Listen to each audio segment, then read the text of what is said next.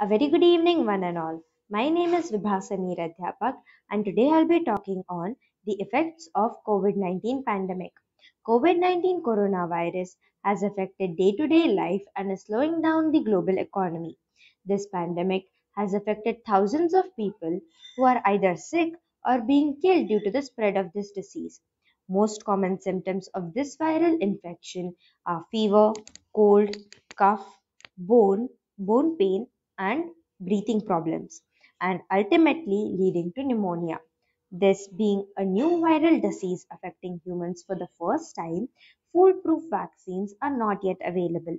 Thus, the emphasis is on taking extensive precautions such as extensive hygiene protocol, example, regularly washing of hands, avoidance of face-to-face interaction, social distancing, and wearing of masks, and so on. This virus is spreading exponentially region-wise. Countries are banning gatherings of people to spread and break the potential curve.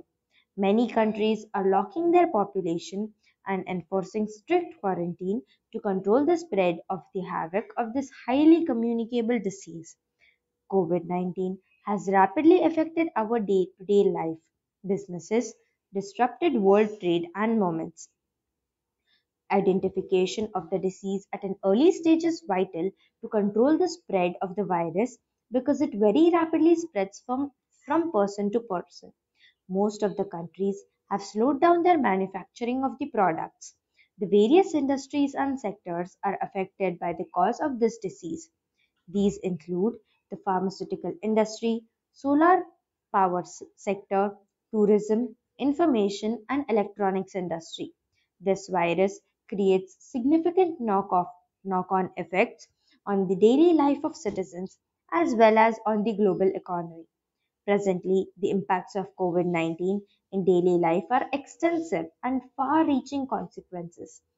These can be divided into various categories. First, healthcare.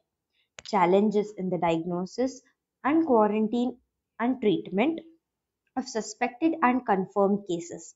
High burden of the functioning of the existing medical system. Patients with other diseases and health problems are getting neglected. Overload on the doctors and other healthcare professionals who are at very high risk.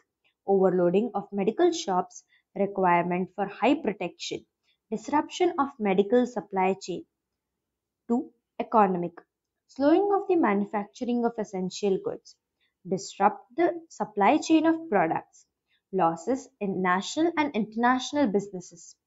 Poor cash flow in the market. Significant slowing down in the revenue growth. 3. Social. Service sector is not being able to provide their proper service. Cancellation or postponement of large scale sports and tournaments. Avoiding the national and international traveling and cancellation of services. Disruption of celebration of cultural, religious and festive events.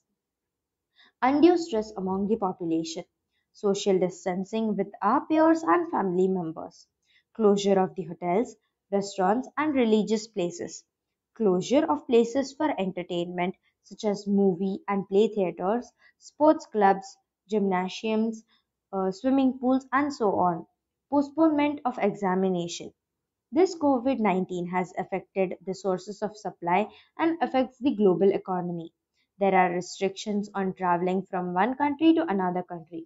During traveling, numbers of cases are identified as positive when tested, especially when they are taking international visits.